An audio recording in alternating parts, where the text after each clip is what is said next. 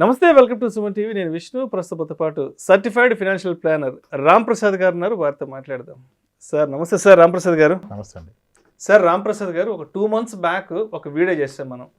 అంటే తక్కువ ఇన్కమ్ ఉన్న వాళ్ళు, నెలకు ఒక 15 నుంచి 20,000 రూపాయలు వచ్చేవాళ్ళు ఎటువంటి ఇన్వెస్ట్మెంట్స్ చేయాలి అని నేను ఆ వీడియోలో నేను అడిగినప్పుడు మీరు చెప్పారు 15-20,000 రూపాయలు ఆదాయం వచ్చేవాళ్ళు ఎటువంటి ఇన్వెస్ట్మెంట్స్ చేయాల్సిన అవసరం లేదు, అనవసరంగా వేరే ఇన్వెస్ట్మెంట్స్ జోలికి వెళితే వాళ్ళకి రెగ్యులర్గా ఉండే కమిట్మెంట్స్ని డిస్టర్బ్ చేసుకోవాల్సిన అవసరం ఉంటుంది, వాటిని సాక్రిఫైస్ చేసుకోవాల్సిన అవసరం ఉంటుందని కూడా మీరు చాలా క్రిస్టల్ క్లియర్గా చెప్పారు. అంటే ఒక 20,000 వచ్చేవాళ్ళు దయచేసి ఎటువంటి ఇన్వెస్ట్మెంట్స్ జోలికి వెళ్ళకండి, హ్యాపీగా మీ పని మీరు చేసుకుంటాను కూడా చాలా డీటెయిల్గా చెప్పారు. ఆ వీడియో కూడా చాలా మంచి రీచ్ వెళ్ళింది, చాలా మంచి రెస్పాన్స్ కూడా వచ్చింది, చాలా బాగా రెస్పాండ్ అయ్యారు చాలామంది వాళ్ళ కామెంట్స్ రూపంలో. సరే, 20-25,000 వచ్చేవాళ్ళు తక్కువ ఇన్కమ్ గ్రూప్ కాబట్టి వాళ్ళు ఎటువంటి ఇన్వెస్ట్మెంట్స్ చేయొద్దన్నారు. మరి చాలామంది పేరెంట్స్ చెప్తుంటారు, మా అబ్బాయి సో సాఫ్ట్వేర్ కంపెనీలో పనిచేస్తుంటాడంటే నెలకు 3 లక్షలు వస్తుంది, మా కోడలు సో కంపెనీలో పనిచేస్తుంది నెలకు 2 లక్షలు వస్తుంది, మొత్తంగా ఒక 5 లక్షలు వస్తుంది మా పిల్లలకి అని చెప్తుంటారు కదా.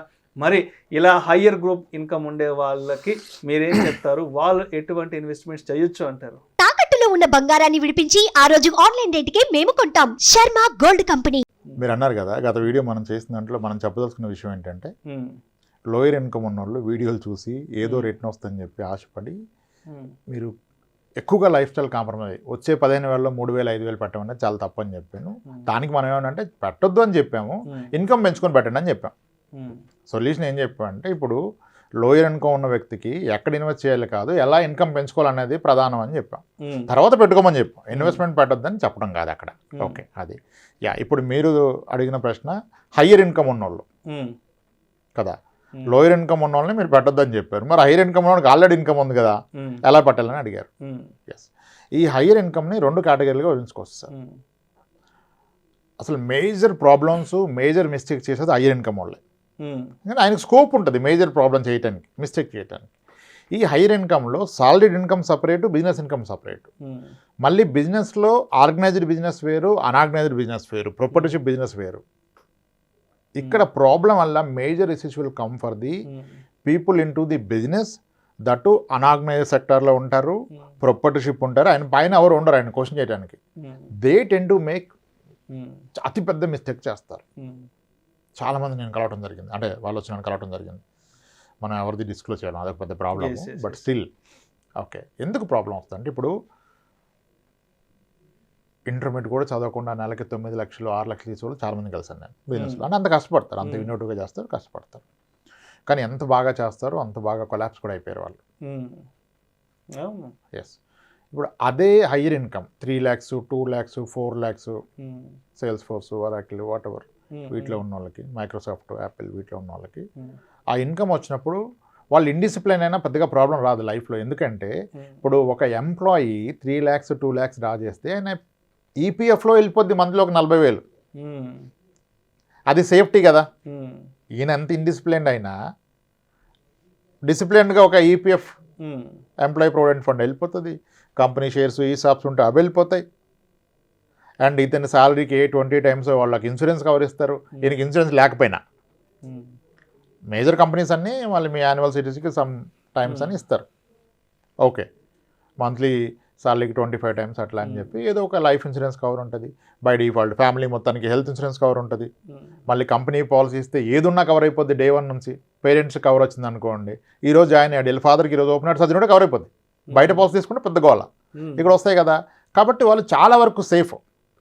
ఇన్వెస్ట్మెంట్ చేయకపోయినా దుబారా ఖర్చులు పెట్టినా వాళ్ళకి back end by default organization design చేస్తుంది. బేసిక్ సేఫ్టీ కొరకు మీ మ్యాండేటరీ ఈపీఎఫ్ కట్ అవుతుంది, స్టాక్స్ అసైన్ అవుతాయి, health insurance for the entire family ఉంటుంది, మీకంటూ ఒక లైఫ్ ఇన్సూరెన్స్ కవర్ ఉంటుంది. So that's way they are safe. So indiscipline నడిచిపోద్ది. ఈ ప్రాబ్లం వల్ల ఎవరికి వస్తుందంటే, ఈ హయ్యర్ ఇన్కమ్ సంపాదిస్తున్నారు బిజినెస్ ద్వారా, అంత ఆర్గనైజ్ సెక్టార్ కాదు, అన్ఆర్గనైజ్ సెక్టారు, ఈయన ప్రొపర్టర్షిప్ కంపెనీ, ఈయనే కింగ్, ఈయనే head. They ten to make more mistakes. వీళ్ళకి ఎక్కువ యాక్సెస్ ఉండదు, అందరితో మాట్లాడలేరు, అందరికీ చెప్పలేరు వస్తున్న ఇన్కమ్ని కూడా. అప్పుడు వీళ్ళకి ఏంటంటే బియాండ్ పాయింట్ ధైర్యం పెరిగిపోద్ది. నాకేంటి ఎడి తిరిగి నెలకు 6 లక్షలు మిగులుతాయి, అంత బాగా 7 లక్షలు మిగులుతుంది అని చెప్పేసి తప్పులు చేస్తారు. ఇప్పుడు ఫస్ట్ కలిసినప్పుడు ఒక అతనిది monthly income post all expenses 9 lakhs అండి. అబ్బబ్బబ్బబ్బా. ఆ? మ్మ్. ఆయన ఎడ్యుకేషన్ క్వాలిఫికేషన్ 10th లేదు. మ్మ్. ఓకే, 10th క్లాస్ కూడా లేదు. ఒక మంచి బిజినెస్ కాన్సెప్ట్, మ్మ్. 2 షాప్స్, మ్మ్. బాగా చేస్తారు, అద్భుతం.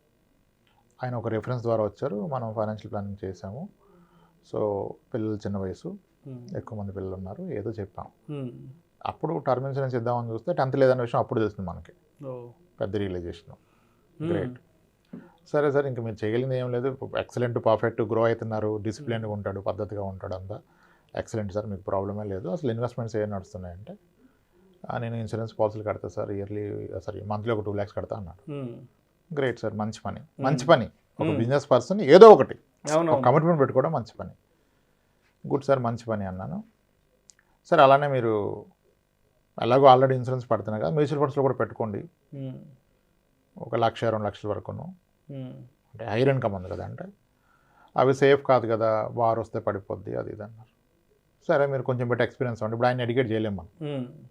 ఎంత పెడతారో అంత పెట్టుకోండి, ఒక 3 years తర్వాత రివ్యూ చేసుకుని దాన్ని బట్టి మీకు వచ్చిన కాన్ఫిడెన్స్ బట్టి పెంచుకోండి అని చెప్తే, సరే అండి మనం ఒక 30,000 మొదలు పెడదామని 30,000 మొదలు పెట్టాడు. మ్మ్. ఓకే, ఎప్పుడు ఇది ప్రీ కోవిడ్, మ్మ్. Long back. తర్వాత ఒక 4 years తర్వాత 4-5 years తర్వాత చాలా బాగా పెరిగిందండి. మ్మ్. అసలు అప్పుడే పెడితే మనకి మీరు అన్నట్టు 2 లక్షలు పెడితే 6 రెట్లు పెరిగేది కదా, ఇదే మనకి ఇంత అయిపోయింది అని. మ్మ్. అవునండి, పెరుగుతుంది, మీరు అప్పుడేం లేదా. మరి ఇప్పుడు పెన్షన్ అంటే అస్సలు పరిస్థితి బాగాలేదు సార్, మ్మ్. బాగా లాస్ అయిపోయింది బిజినెస్లో. నేను ఇది కాకుండా మ్యానుఫ్యాక్చరింగ్ సైడ్ వెళ్ళాను సార్, అక్కడ చాలా మనీ లాస్ అయిపోయాను. ఈరోజు చెక్ బౌన్స్ కేసుల్లో తిరుగుతున్నాను సార్. Oh my God. ఎక్కడి నుంచి ఎక్కడికి వచ్చారు సార్, మ్మ్. ఎక్కడి నుంచి ఎక్కడికి వచ్చారు? నెలకి 2 లక్షలు 3 లక్షలు ఇన్సూరెన్స్ లో పెట్టే దగ్గర నుంచి దగ్గర సంవత్సరానికి 25 లక్షలు ఇన్సూరెన్స్ కట్టే పర్సన్. ఎస్, ఈరోజు చెక్ బౌన్స్ కేసులో తిరుగుతున్నాను సార్, ఈ మనీ నాకు కావాలి, నేను అది మర్చిపోయాను, ఈరోజు గుర్తొచ్చింది, తీసుకోవచ్చు అంట కదా అంటే తీసుకోవచ్చు. మరి ఎక్కడికి వచ్చాడు ఈ వ్యక్తి, ఎక్కడ ఇన్కమ్ అంటే హైయర్ ఇన్కమ్ వచ్చేవాళ్ళు they ten to make bigger mistakes. అంటే బిజినెస్ ఉన్న వాళ్ళకి ఒక ధైర్యం ఏంటంటే ఎక్కడ పెట్టిన ఇంత రాదు కదా, నా బిజినెస్లో ఎక్కువ వస్తుంది, నా బిజినెస్లో ఇంకా ఎలా చేద్దాం అని చెప్పి అగ్రెసివ్ స్టెప్ తీసుకుంటారు. ఒకటి తేడా కొడితే అయిపోతుంది.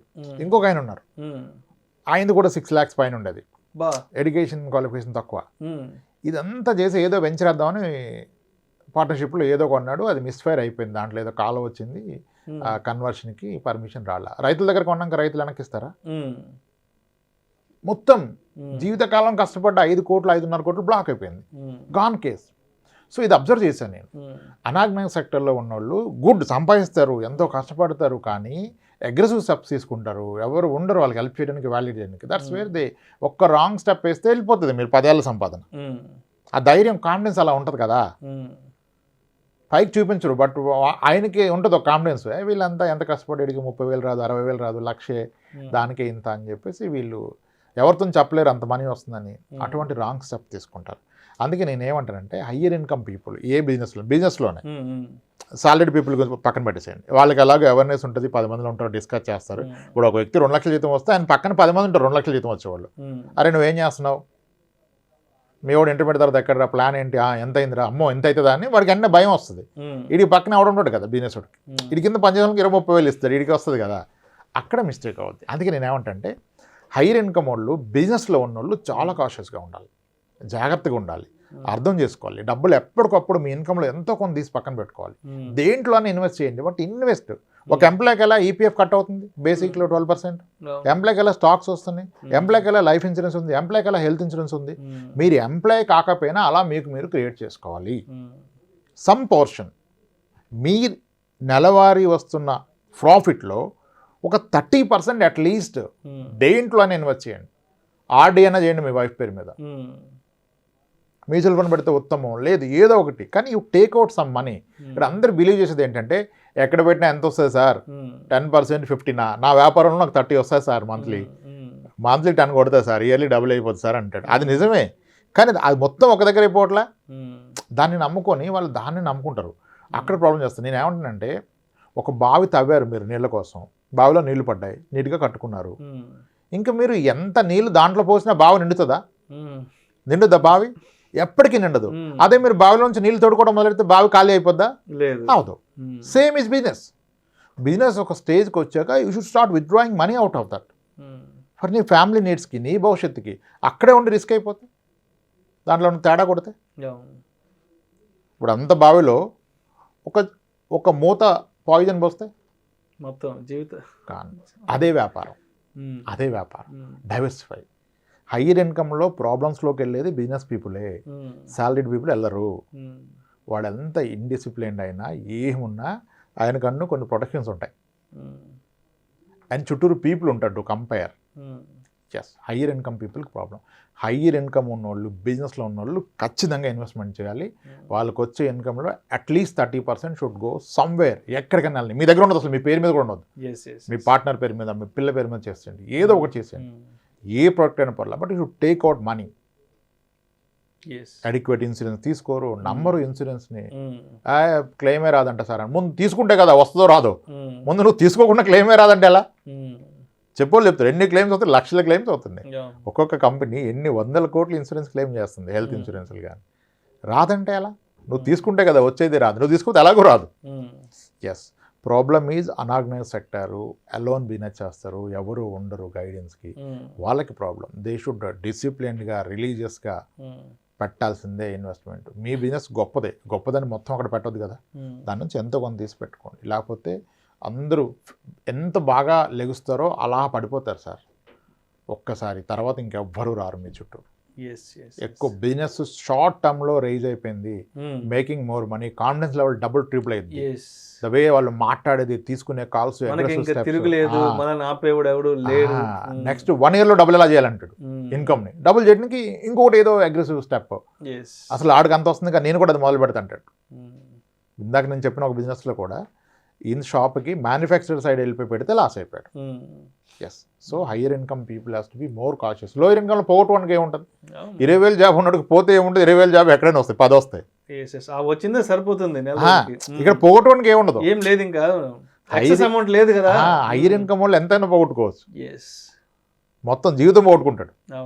ఇంకా మళ్ళీ అది పాసిబుల్ కాదు ఒకసారి పోగొట్టుకుంటూ రావడం.